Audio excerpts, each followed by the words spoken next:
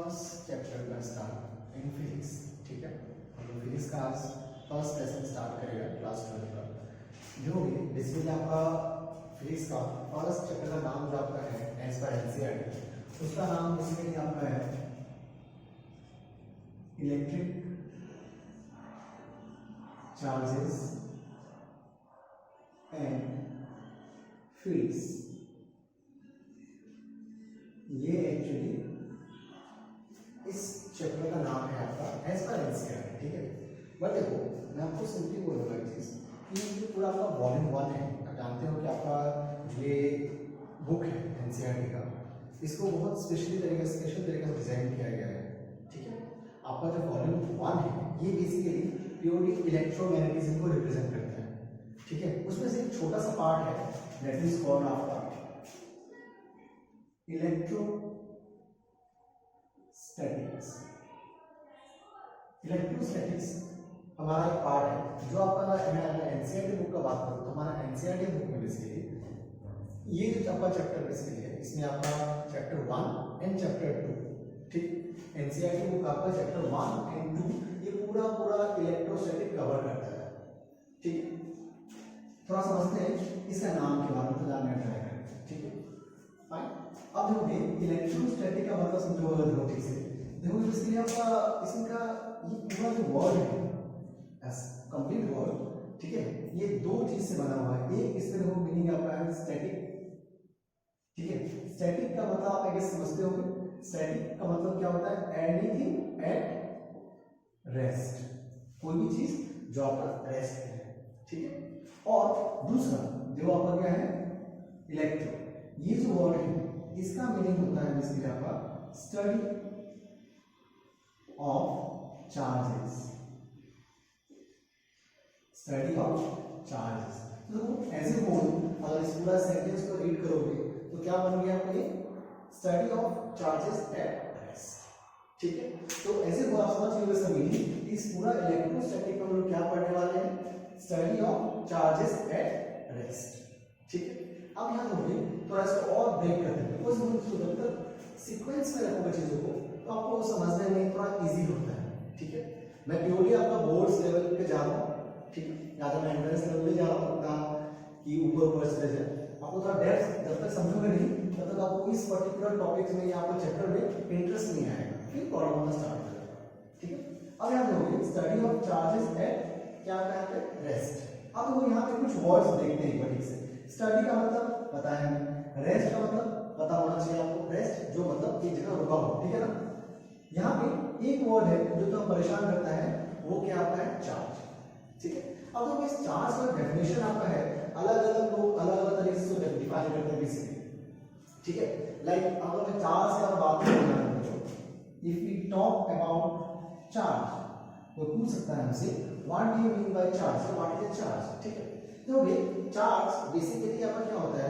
ये एक आपका फिजिकल प्रॉपर्टी इसे कह सकते हैं, is a physical property of matter या physical property of the fundamental particles of a matter. ठीक है, इंग्लिश में ऐसे बोल सकते हैं इसको। फाइन, या आप इसको सिंपल लैंग्वेज में समझे कैसे तो आपका डेफिनेशन वाइज का बात हो गया, या इसको बहुत लोग बोलते हैं कि it is a form of energy. ठीक है, या it is a intrinsic property of a body due to which it attracts और रिपेल्स अदर बॉडी। बहुत लोग ऐसे बोलते हैं, उसका अलग अलग तरह से अलग अलग डेफिनेशन दिया जा सकता है। ठीक है, बट एक्चुअली चार्ज है क्या ये समझना हमारे लिए ज्यादा इंपॉर्टेंट होना चाहिए। अब लोग ये चार्ज क्या है? एक तरह का कैरेक्टरिस्टिक्स या एक तरह का प्रॉपर्टी है किसका? फंडामेंटल पार्टिकल्स का। किसका कैरेक्टरिस्टिक्स इसके लिए है? Fundamental particles. ठीक है, अब सवाल आता है कि फंडामेंटल पार्टिकल क्या है?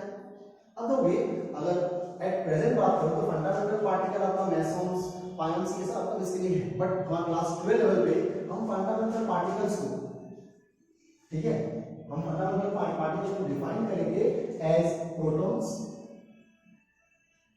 Electrons and neutrons. क्लास 12 में पूछे what are the fundamental particles of a matter. ठीक है, तो हम क्या बोलेंगे? Protons, electrons and neutrons. ठीक है, आपको बस बस हम यही मानना पड़ेगा, ठीक है। एक्चुअली आपका फंडामेंटल पार्टिकल्स अलग है, fine, but concept protons, electrons and neutrons हमारा फंडामेंटल पार्टिकल्स है, हम फिलहाल ये मान चलते हैं क्लास 12 तक, ठीक है। अब दैट मींस इसका मतलब क्या कहा है, ओके, कि जो चार्ज है, charge is nothing but the characteristics, ठीक है, characteristics of the fundamental particle, जहां जहां कहीं भी एग्जिस्ट करेगा ये, उसी का ये कैरेक्टरिस्टिक्स, ये प्रॉपर्टी है, क्या, चार्ज, ठीक है। देखो प्रोटॉन का प्रॉपर्टी क्या है, चार्ज, इलेक्ट्रॉन प्रॉपर्टी क्या है, चार्ज, ठीक है। तो ये चीज आपको थोड़ा सा समझ आया होगा कि चार्ज एक्चुअली है क्या, ये प्रॉपर्टी है। अब इसका थोड़ा और डिस्कवरी जाओगे, लाइक हमें जरूरत पड़ेगा कल को कि लाइक पता कैसे चला कि एक प्रोटॉन का या एक इलेक्ट्रॉन का या न्यूट्रॉन का है ना, ये चार्ज बोल के कैरेक्टरिस्टिक्स है, how do we know that, और पता कैसे चलेगा मुझे चीज, ठीक है। अब देखो इसका जो फर्स्ट जो एक आइडिया लगा था, ये सबसे पहले से मालूम चला कि हाँ इसका चार्ज का भी एक अपना प्रॉपर्टी हो सकता है अलग से, वो मालूम चला था फ्रॉम द आपका न्यूटन्स ग्रेविटेशनल लॉ से, ठीक है। कैसे, अब एज यू नो कि हमारा जो प्रोटॉन है, राइट, हमने वैसे में पता रखा होगा बहुत सारा, सब लोग पढ़ते हैं बचपन से, प्रोटॉन हो गया, इलेक्ट्रॉन हो गया, न्यूट्रॉन हो गया, इन सब का मास है, right. All this fundamental particle का क्या आपका होता है, मासेस होता है। लाइक अगर बात करें मास ऑफ प्रोटॉन, मैं mp लिखा है इसको, ठीक है, mp is nothing but what, mass of proton, okay. Then and mass of electron, इन दो स्पेसिफिकली हम प्रोटॉन और इलेक्ट्रॉन के बारे में ही बात करेंगे। अगर हम मास ऑफ प्रोटॉन के बारे में बात करें, कितना आता है, 1.67 into 10 to power minus 27 kg, and electron कितना आपका है, 9.1 into 10 to power minus 31 kg, exactly आपका ये है, ठीक है। This is the mass of proton and mass of electron, alright, ये सिंपल सा मास था यार। अब देखो ये मास आने के कारण, मास के आने के कारण तो हमारे पास पता है हमें ये चीज न्यूटन ने बहुत पहले बोला था इन ग्रेविटेशन, आपने क्लास 11 में पढ़ रखा होगा, right, Newton's law of gravitation, कि अगर कोई भी दो मास एग्जिस्ट करता है, right, if there is any two body, right, अगर कोई भी दो बॉडी अगर कंसीडर करें तो उन दोनों बॉडी में लेट्स से, अगर मान लो लेट्स से ये एक बॉडी है A मान लो और ये एक बॉडी है सपोज B, अगर दो बॉडी है और दोनों का अगर मास होता है लेट्स से m1 और m2, और इन दोनों को लेट्स से प्लेस किया जाए एट अप्रोक्सीमेटली मान लो 1 सेंटीमीटर, एग्जांपल लेते हैं, ठीक है। तो इन दोनों के बीच में एक फोर्स होता है and that force is known as what, gravitational force, ठीक है। ये इंपॉर्टेंट है, बस होता है, बस नॉलेज बता रहा हूं बिकॉज़ ये आपका बोर्ड्स लेवल पे इसके ऊपर क्वेश्चंस भी आते हैं, शॉर्ट क्वेश्चंस लाइक 1 और 2 मार्क्स आ सकता है, तो you must be very conscious about this. अब पता होना चाहिए कहानी कैसे वर्क नहीं हुआ, जस्ट मेमोराइज करोगे तो फंस जाओगे, ठीक है। लाइक अब देखोगे ये a and b सपोज यहां पे है, तो यू नो कि अगर f का फार्मूला क्या था, g, right, into m1 m2 by what, r square, ये हमारा फंडामेंटल फार्मूला था, right, for the gravitational force के लिए, where g is the universal gravitational constant, alright. तो अगर ये पुट करें यहाँ पे तो यहाँ सारा वैल्यूज वाला आपको बाहर आ जाएगा, ठीक है। या मान लो इसको 1 नहीं बोलता फिलहाल, लेट्स से इसको r बोलता, ज्यादा समझ में आ पाएगा चीजें। तो ये हमारा फार्मूला यहाँ से दिया, न्यूटन ने दिया था। तो देखो न्यूटन का फार्मूला, तो लेट्स से अगर मैं इसी चीज को एक्सप्लेन करूं, let's say there are 2 electrons which are at rest, मान लेते हैं कि 2 इलेक्ट्रॉन रेस्ट पे है, ठीक है। हो सकता है अगर 2 इलेक्ट्रॉन रेस्ट पे है, राइट, तो इन दोनों के बीच में भी एक फोर्स होना चाहिए, है कि नहीं। एंड आपका जो ग्रेविटेशनल लॉ था, राइट, न्यूटन का, वो क्या कह रहा था कि दो मासेस अगर है तो they will always 24/7 they will always attract each other, ये बात आपका हुआ है कि नहीं, और उसका वैल्यू भी निकाला जा सकता है इसके आपको, राइट। तो अगर मान लो ये इलेक्ट्रॉन है, ये भी इलेक्ट्रॉन अगर है, इसका ही मास अपना है, इसका अपना ही मास, लेट्स से इसको नाम दिया m1, इसको नाम दिया let's say for timing m2, same mass से होगा बट फॉर टाइम समझाने के लिए m1 m2 रखा। और मान लो ये जो r था, इस r के जगह मैं समझ लेता हूं 1 सेंटीमीटर, तो ले लेते, ठीक है, ले लिया। तो यहां से फोर्स कैलकुलेट करना इजी आपके लिए होगा, लाइक फार्मूला क्या है, g m1 m2 by r। If you put the values of this, right, तो g वैल्यू क्या होगा, 6.67 10 power minus 11, मास कितना आपका है mass of electron 9.1 10 to power -31 kg. ये दो बार है तो उसको स्क्वायर लगा दिया हम। ये दोनों मास आपका क्या है सेम, तो बस यहाँ पे स्क्वायर लगा दिया। You can write 2 times as well but बस स्क्वायर लगा। ऑलराइट, अब हम यहाँ चेक करोगे बाय ये हमने कितना लिया 1 सेंटीमीटर। अब देखिए सब का सब ऐसा यूनिट फॉर्म में आपका केजी में है, ये भी आपका सेंटीमीटर पर से है पहले से। तो ये जो 1 सेंटीमीटर है this should also be what metres. तो 1 सेंटीमीटर कितना आपको होता है 10 टू पावर -2। ऑलराइट, तो इसका स्क्वायर ये वैल्यू हमने यहाँ पे पुट कर दिया। अब पुट करने के बाद if you put all this right कुछ आंसर निकलेगा आपको, ठीक है ना। तो this something like 5.5 into 10 to power -27 something आपका आएगा, ठीक है। नहीं 27 पावर ये अराउंड 67 आपका आएगा न्यूटन्स। इतना फोर्स दिख रहा है, यू कैन सी बहुत -67 मतलब क्या है कि फोर्स बहुत कम है, राइट। जब प्रैक्टिकली इसको देखा गया तो व्हाट यू हैव ऑब्जर्व कि आपने सुना भी होगा ना कि अगर दो इलेक्ट्रॉन अगर साथ में रहेगा तो they not attract each other, instead they repel each other. वो इसको क्या करता है रिपेल करता है कि नहीं। होना क्या चाहिए था न्यूटन के हिसाब से, अगर मास है सिर्फ इसका मास ही है तो ये सिर्फ और सिर्फ यहाँ क्या होना चाहिए अट्रैक्शन होना चाहिए, there must not be any repulsion, right. But practically what it has been seen कि ये दो इलेक्ट्रॉन होता है ये एक दूसरे क्या करता है, आपका रिपेल करता है। तो जैसे ही रिपेल किया यहाँ क्वेश्चन आया कि ये जो ग्रेविटेशनल फोर्स यहाँ अप्लाई हो रहा है ये वीक है, ठीक है, और वीक है इन शॉर्ट मतलब है ऑलमोस्ट ना के बराबर ही है। तो मतलब इन दोनों के ऊपर कोई और फोर्स है जो एक्ट कर रहा है जिसके कारण दोनों क्या हो रहा है रिपेल कर रहा है। अब कोई और फोर्स अगर है मतलब क्या है इसका इस इलेक्ट्रॉन का अपना एक अलग प्रॉपर्टी भी है अदर देन व्हाट मास। और वहीं से आपका कॉन्सेप्ट किसका आपका आया चार्ज का।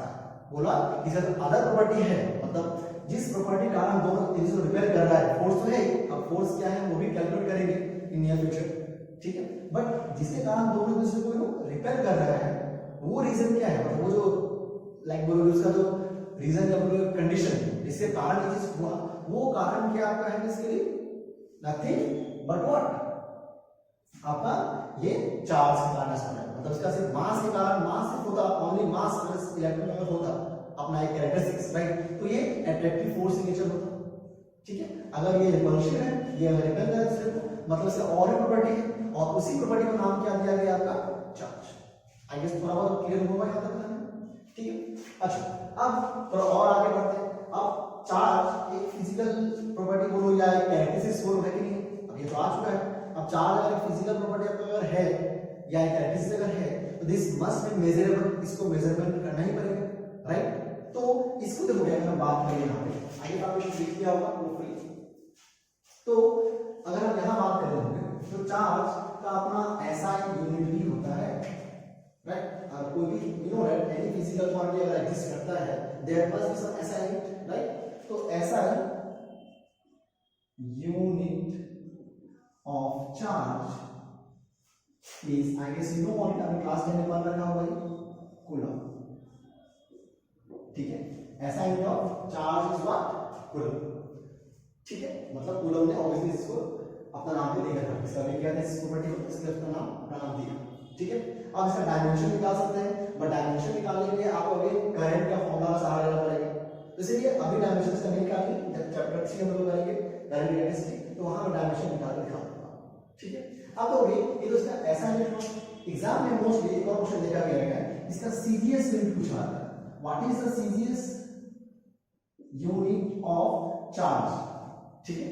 और वी कॉल आल्सो इसको एक और नाम देते हैं इलेक्ट्रिक चार्ज भी बोला जाता है, ठीक है। इसको हम लोग क्या बोलते हैं इलेक्ट्रिक चार्ज भी बोलते हैं, फाइन।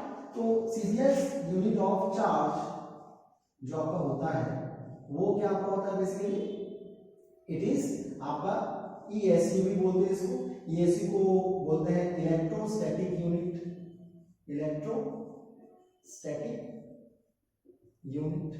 और एक और नाम इसका है दैट्स कॉल्ड स्टेट कूलम। कभी भी 1 मार्क के लिए आपका बोर्ड सवाल में ये सवाल पूछा जाता है what is the CGS unit of electric charge, ठीक है। तो आइदर ईएसयू या स्टेट कूलम। और इन सब में सबसे इंटरेस्टिंग कहानी दो क्या आपको पता होगा कि आपका एसआई में सीजीएस में कन्वर्जन होता है, वैल्यू होता है लाइक फॉर एग्जांपल दे रहा हूं मान लो कि 1 newton is equal to how many dynamo, ये आपने पर रखा है 11। गैस करो कितना होगा इसका आंसर, बहुत लोग गैस कर लिया गाइस, कितना होगा 10 to power 5। We know that similarly अगर यहां पर पूछेगा कि 1 coulomb of charge equal to how many ESC और स्टेट कूलम, तो क्या बोलेंगे, आता है तो फिर द ब्लैंक्स दैट आपका बोर्ड से पूछ लेता है आज के टाइम में, और ये आ भी सकता है आपका नेक्स्ट ईयर आपका बोर्ड से, ठीक है। तो आपका इसका वैल्यू आपको होता है 3 into 10 to the power 9, something like speed of light आपका 11 अगर है बस थोड़ा उसमें माइनर चेंज करो, 3 10 पावर 8 आपका होता है स्पीड ऑफ लाइट, बस पावर 9 कर दो, ये अब क्या हो जाएगा इलेक्ट्रोस्टैटिक यूनिट, ठीक है। ये आपका हो गया इसका सीजीएस यूनिट का काम, ठीक है। आई होप आपको ये यहां तक चीजें समझ पाया होगा कि चार्ज क्या है, चार्ज कहां से आपका पावर आया है इसका, ठीक है। ऑलराइट, तो आज हम बस इतना ही करेंगे, ज्यादा लॉन्ग वीडियो नहीं बनाऊंगा आपके लिए। नेक्स्ट क्लास में बात करेंगे टाइप्स ऑफ चार्जेस, कैसे चार्ज है नहीं है उस बारे में बात करेंगे, ठीक है।